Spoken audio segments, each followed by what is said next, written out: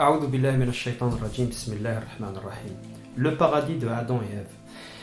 Mesdames, messieurs, bienvenue dans ma chaîne Nour al-Qur'an. Là, on cherche la voie de la vérité entre la science et le Coran. Aujourd'hui, on va parler de la vérité du paradis de Adam et Ève. Est-ce qu'ils étaient créés et vécus dans le paradis au ciel, comme on entend parler, ou tout simplement ils étaient créés sur terre et que la terre c'était leur paradis? En ce cas-là, c'était quoi donc leur paradis, laquelle Dieu nous parlait? Pour percer ce mystère, on va se mettre en parallèle avec des recherches entre le Coran et la science. Et on va dévoiler ensemble ce mystère, lequel ou plusieurs savants n'ont pas réussi à l'expliquer. Mais tout d'abord, il faudra comprendre ça veut dire quoi le mot paradis. Le paradis est un lieu où quelqu'un est dans une situation privilégiée en ce qui concerne ses goûts ou l'activité choisie.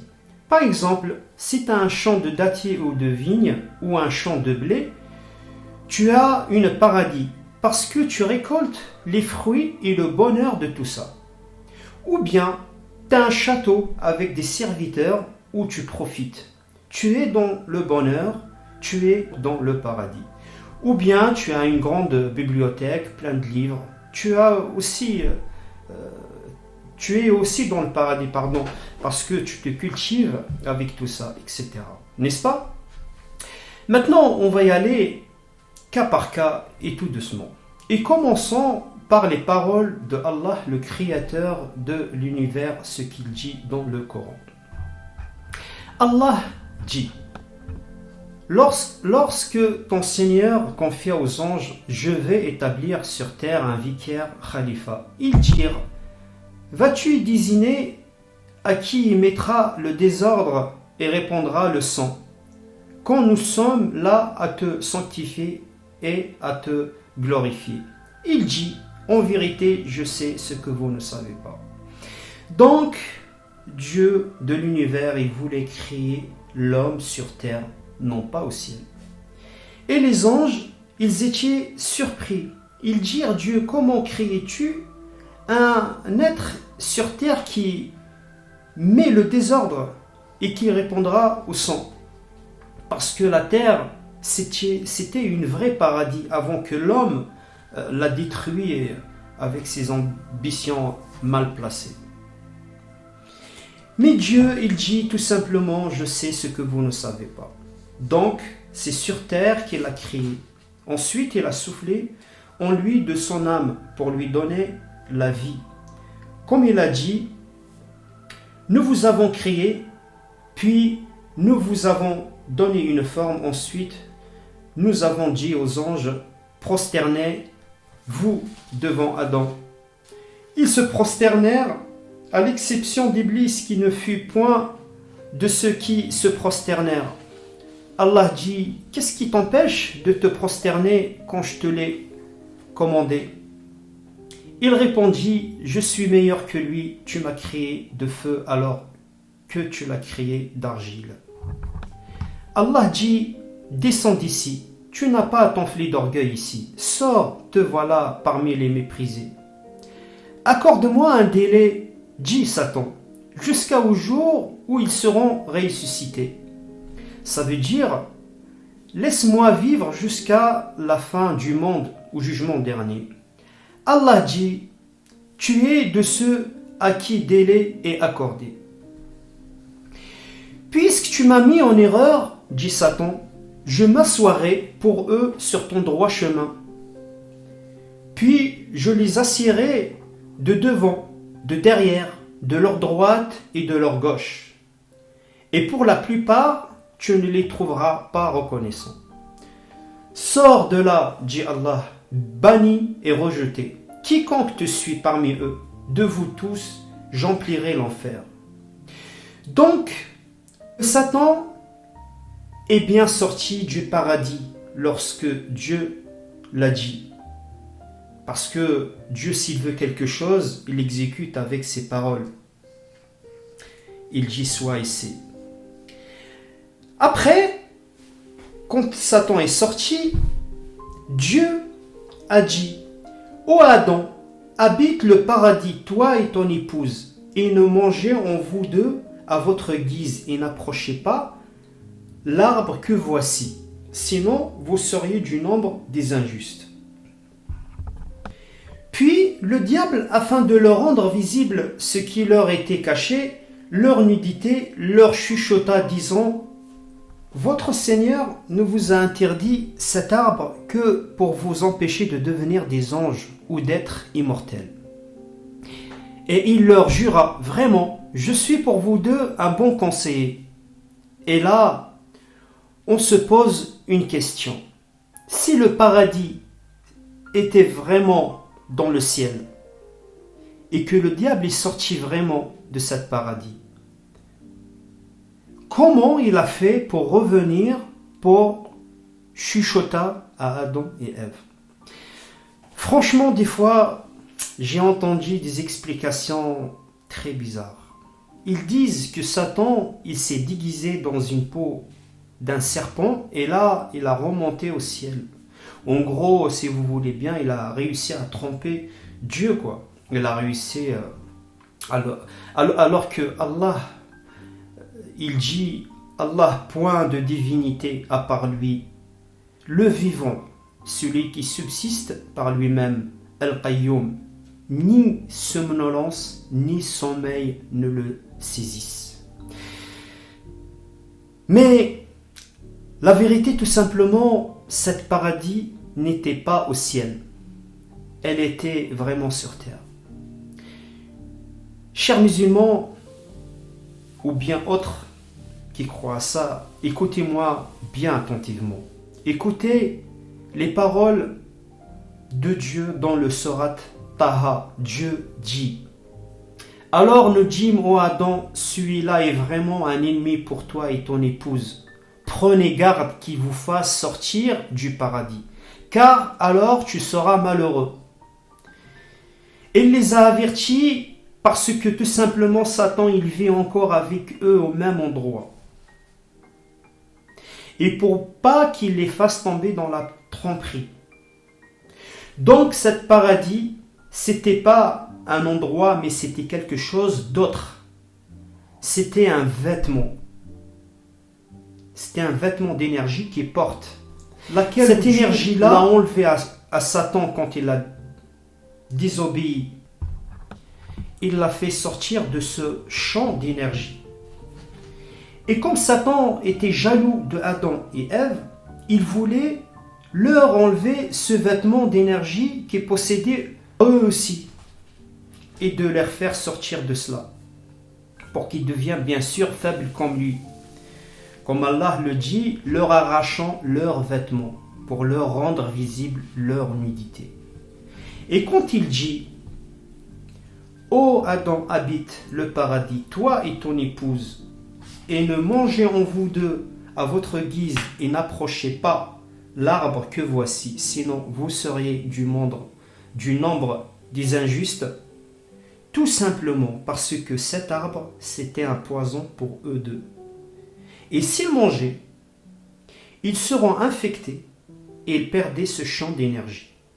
Satan, il savait tout ça. Et il voulait qu'ils mangent pour qu'ils soient infectés, pour qu'ils perdent ce champ d'énergie où ils sortent de ce champ d'énergie. Comme ça, pour montrer leur faiblesse. Comme ça, ils voient vraiment leur faiblesse. Ils deviennent faibles.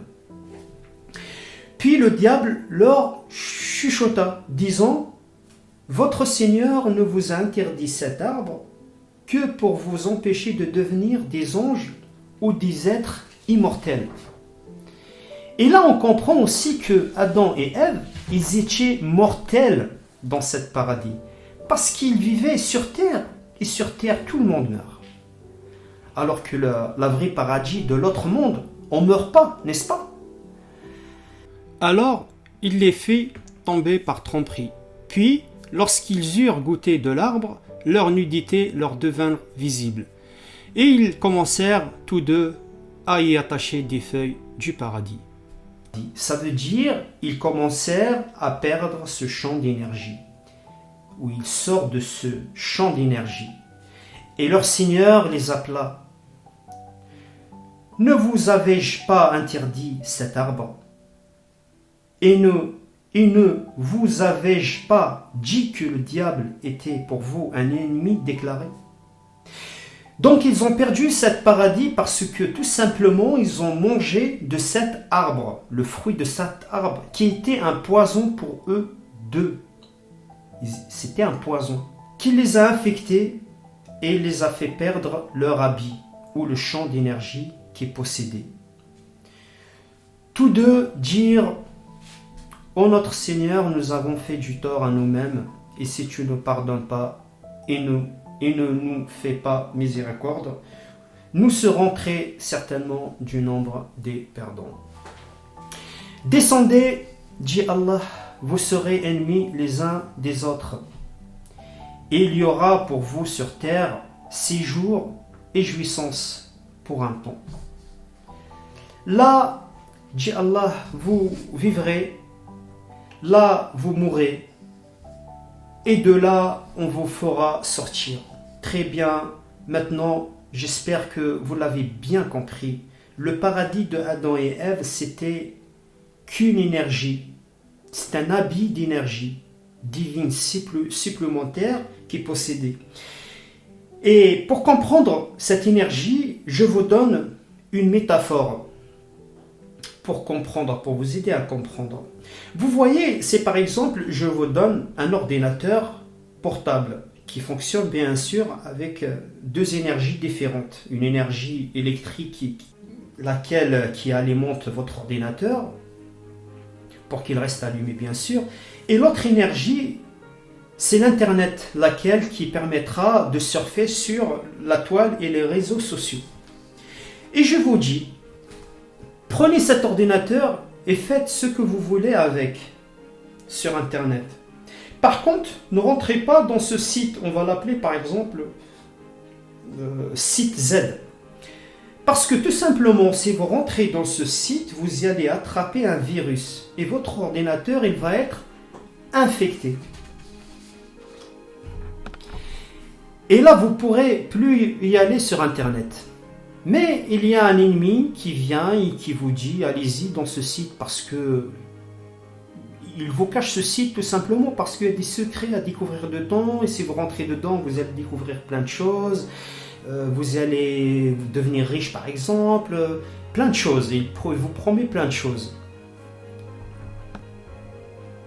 Et il vous dit donc, je vous le conseille, allez-y, allez-y.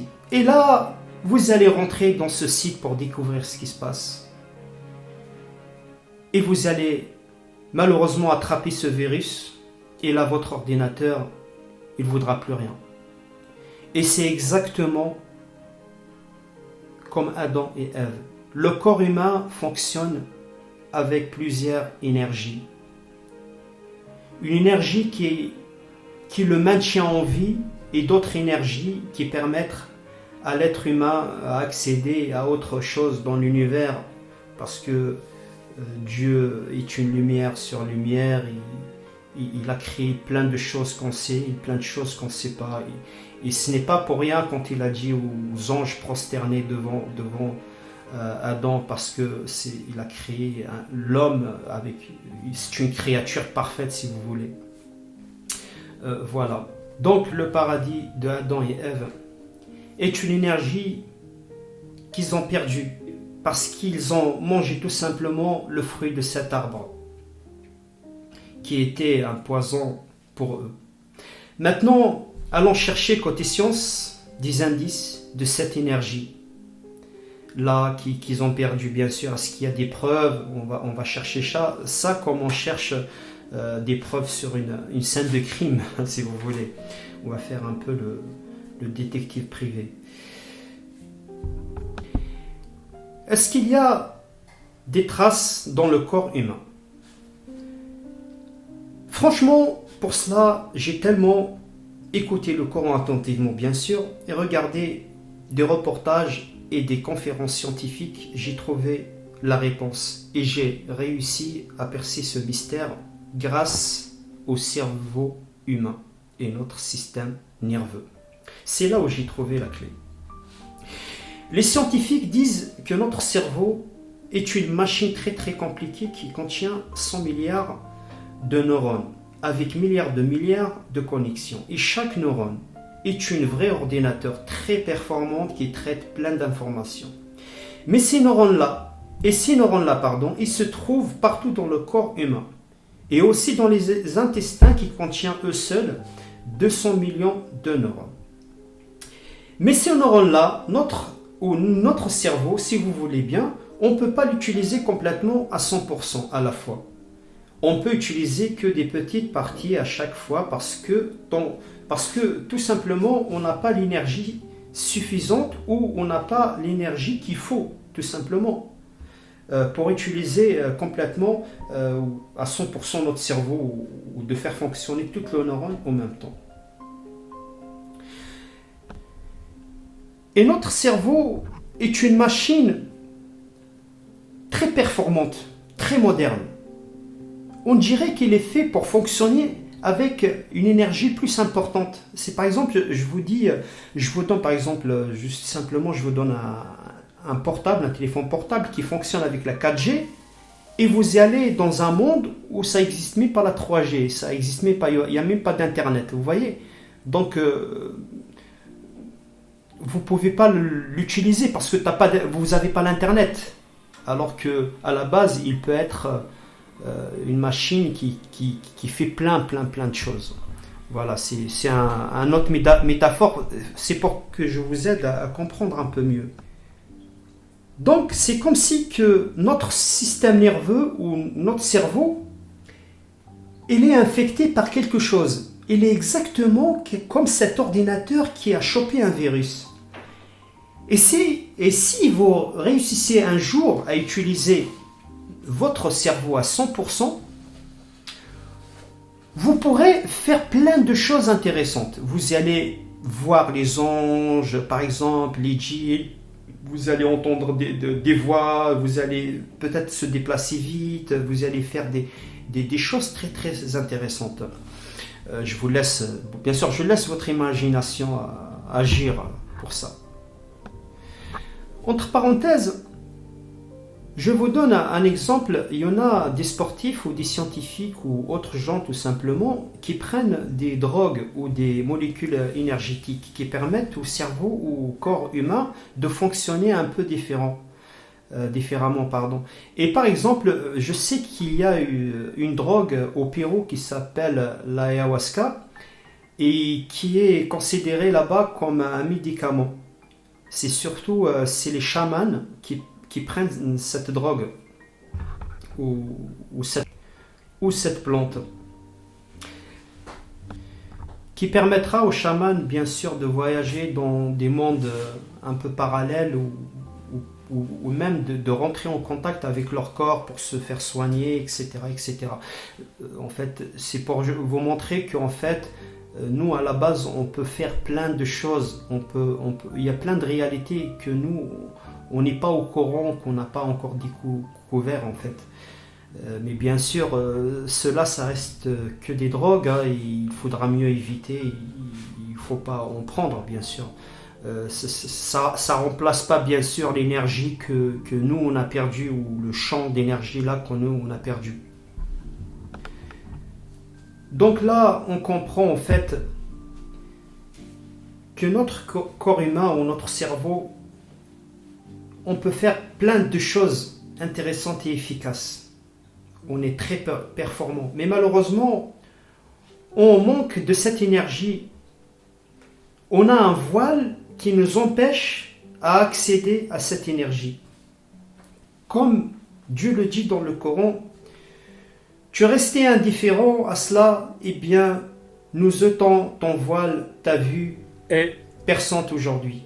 Et là, ça veut dire, quand quelqu'un meurt, Dieu dans le Coran dit, quand quelqu'un meurt, Dieu lui enlève ce voile pour qu'il puisse mieux voir. Et cette énergie ou cette lumière, Dieu la rendra à ses êtres après, comme le dit, Seigneur, parfais-nous notre lumière et pardonne-nous, car tu es omnipotent. Dieu, avec sa lumière, il a construit la vie. Avec sa lumière, il est capable de tout faire. On a un voile qui nous empêche à accéder à cette énergie.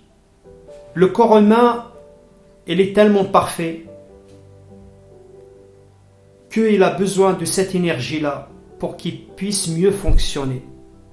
Et quand tu auras cette énergie-là, tu vas voir que tu vas devenir un être extraordinaire. Tu vas être dans la vraie paradis. Parce que la vraie paradis, en fait, c'est la lumière de Dieu, c'est l'énergie divine. C'est grâce à cette énergie-là que la vie existe. S'il n'y a pas cette énergie-là, rien qui existe. Et cette énergie-là, il a bien une source quelque part. Et cette source-là, le point de départ, comme on a parlé la dernière fois dans la conscience de l'univers, c'est ce qu'on appelle Dieu, le point de départ de toute chose. Dieu, avec sa lumière, il a construit la vie. Avec sa lumière, il est capable de tout faire. Il est capable de toute chose. Et cette lumière et cette énergie-là, Dieu va te la compléter au jugement dernier. Il va te la donner à toi. Il va t'ouvrir l'accès. Il va bien sûr enlever ton voile et tu vas capter cette énergie-là comme un ordinateur qui capte l'Internet. Et tu vas être ressourcé tout le temps de cette énergie. Et comme ça, tu feras ce que tu veux grâce à ça. Mais pour la mériter, il faudra que tu sois un être pur pour que tu sois accepté par cette pureté. Faut pas être un orgueilleux. Alors, purifie-toi et approche-toi de lui, tu seras accepté. Comme Dieu le dit dans le Coran, aux enfants d'Adam, nous vous avons fait descendre sur vous un vêtement pour cacher vos nudités, ainsi que des parures, mais le vêtement de la piété, voilà qui est meilleur. C'est un des signes de la puissance d'Allah afin qu'il se rappelle. Voilà, il nous montre comment regagner cette énergie. Et tu vas profiter de cet paradis sur terre après le jugement dernier. Vous savez, dans le Coran, il dit que ces êtres qui obéissent, c'est eux qui vont l'hériter. Comme il le dit dans le Coran, et ils diront, louange à Allah qui nous a tenu sa promesse et nous a fait hériter la terre. Nous y allons nous installer dans le paradis, là où nous voulons que la récompense de ceux qui font le bien est excellente. Donc, on va bien profiter du paradis sur terre. Et cette énergie et ce paradis couvrent tout l'univers. Pour que les autres créatures, bien sûr, qui vivent ailleurs, vous savez, on n'est pas les seuls dans ce univers immense. Bien sûr, il y a d'autres créatures. La Terre, ce n'est qu'un électron, si vous voulez. Dieu, il voit la Terre comme nous, on voit un électron, vous savez, qui tourne sur un atome. Voilà, juste pour vous donner une image sur l'immensité de l'univers et qu'il faut arrêter de croire qu'on est seul dans l'univers. Le cerveau, la logique, elle n'accepte pas tout ça. Donc, on va bien profiter du paradis sur terre. On va profiter de cette énergie alors qu'on vit sur terre comme avant. Et on aura ce pouvoir divin. Et Dieu dit dans le Coran, et concourez au pardon de votre Seigneur et un paradis large comme les cieux et la terre, préparé pour les pieux, pas pour les orgueilleux bien sûr. Donc ce champ d'énergie, il va être étalé comme l'internet, vous savez, qui est étalé partout où tu vas, tu la captes. C'est exactement ça. Donc le vrai paradis, c'est la lumière de Dieu. C'est l'énergie divine. Plus tu es proche de lui, tu es mieux ressourcé. tu es plus dans le paradis et dans le bonheur. Et plus tu es loin de lui, plus tu es malheureux et tu vas être dans l'enfer. Et la métaphore, elle est là. Parce que la vie, c'est Dieu, ou Dieu, c'est la vie. J'espère que mon message a bien été passé. Et si vous avez des questions, n'hésitez pas bien sûr de me les poser, je vous répondrai avec plaisir, Inch'Allah. Mais pour tout ça, je vous laisse tranquillement avec votre imagination. Et je vous retrouverai, Inch'Allah, dans une autre vidéo. Je vais vous parler la prochaine fois de la mémoire de l'univers où tout est écrit en fait. Je vous approuve qu'en fait le futur et le passé et le présent ils sont déjà là avec nous. Et qu'il n'y a pas le hasard. Il n'y a pas de hasard dans la vie. Mais d'ici là, je vous laisse bien sûr avec votre imagination, avec votre conscience, avec votre énergie positive. Et je vous dis à très bientôt. Je vous aime. Et portez-vous bien. Merci.